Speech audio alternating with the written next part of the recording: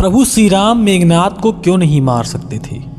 मित्रों, संसार में प्रभु श्री राम और उनके अनुज लक्ष्मण के अगाध प्रेम के बारे में तो सभी जानते हैं, लेकिन क्या आप यह भी जानते हैं कि एक बार श्री राम के मन में अपने प्रिय भाई लक्ष्मण को लेकर शंका उठी, जिसके बाद ऋषि अगस्त्य ने कहा था कि रावण के पुत्र मेघनाद यानी इंद्रजीत को स्वयं भगवान श्री राम भी नहीं मार सकते थे, केवल लक्ष्मण ही उन्हें मार सकते थे।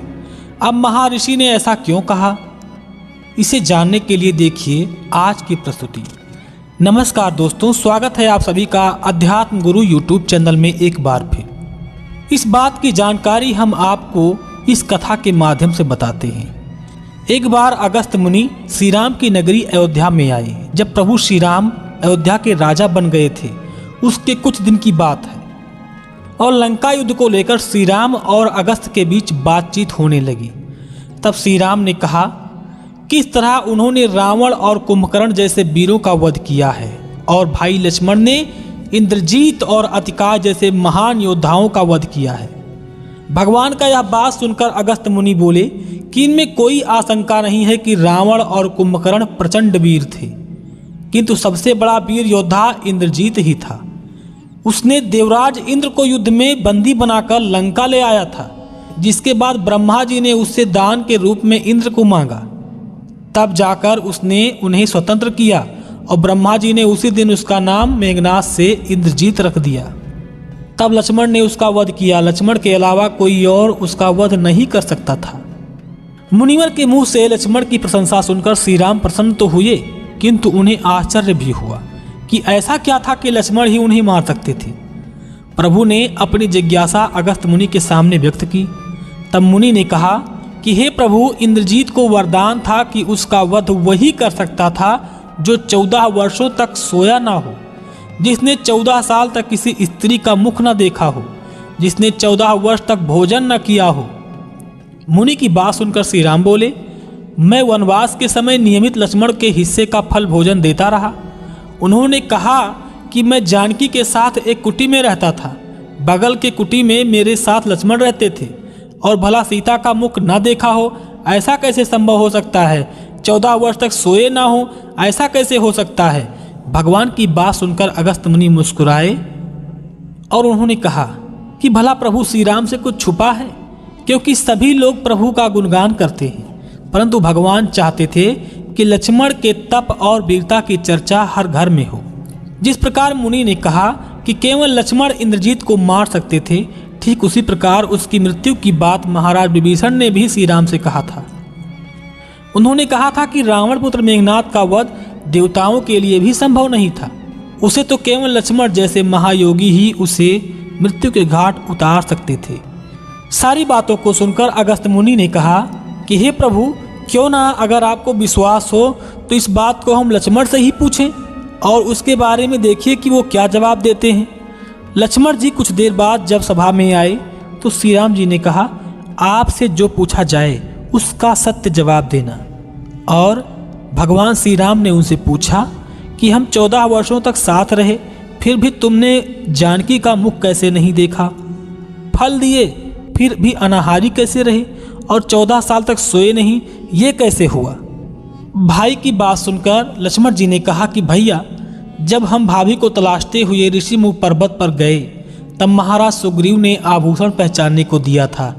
आपको स्मरण होगा कि उनके पैरों के आभूषण के अलावा कोई अन्य आभूषण मैं पहचान नहीं पाया था, क्योंकि मैंने कभी उनके चरणों के ऊपर देखा ही नहीं था।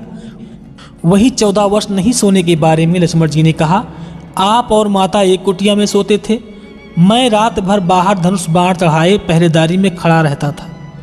निद्रा देवी ने मेरे आंखों पर पहरा देने की कोशिश तो की, मैंने निद्रा देवी को अपने बाणों से भेद दिया था।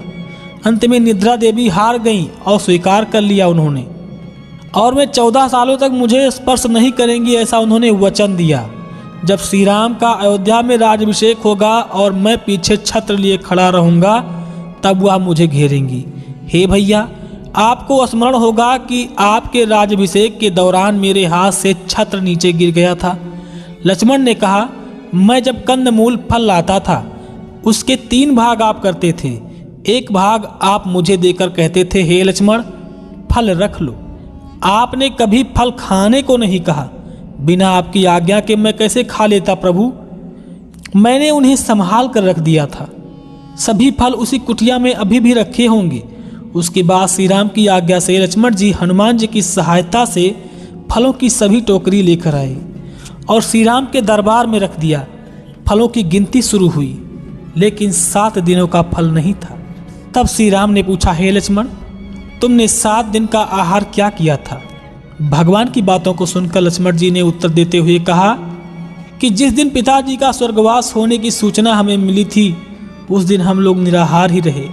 इसके बाद जब रावण ने माता सीता का हरण किया तब उस दिन भी हम निराहार ही रहे। फिर लक्ष्मण जी ने कहा, जिस दिन आप साधना करके समुद्र से रास्ता मांग रहे थे उस दिन हम निराहार ही रहे। इंद्रजीत ने हमें नागफाश में बांध दिया था और हम पूरा दिन अचेत पड़े थे, उस दिन भी हम लोग निराहार ही रहे। और जिस दिन मेघनाथ ने मायावी सीता का सिर काट लिया था उस दिन हम शोक में थे। इसके अलावा जिस दिन मेघनाथ ने मुझे शक्ति मारी थी, जिस दिन रावण का आपने वध किया था, इन 7 दिनों में हम निराहार ही रहे। लक्ष्मण जी ने अपनी बात पूरी करते हुए कहा, हे भैया मैंने गुरु विश्वामित्र से इस विद्या का ज्ञान लिया था। इस ज्ञान से मनुष्य बिना खाए भी जीवित रह सकता है। उसी विद्या से मैंने भी भूख को नियंत्रित किया और मेघनाथ को मार गिराया। लक्ष्मण की सारी बातों को सुनकर प्रभु भाव विभोर हो उठे और उनसे आलिंगन करने लगे। तो मित्रों आपने जाना कि क्यों केवल लक्ष्मण ही मेघनाथ का वध कर सकते थे। अगर आपको पहले से किसी बात की जानकारी थी तो हमें कमेंट करके नीचे ज़रूर बताएं।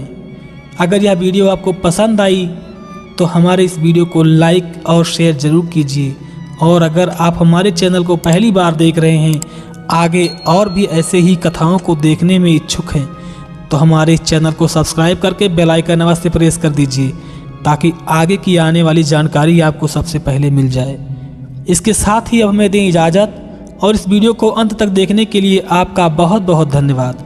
जय श्री राम, जय हिंद, जय भारत।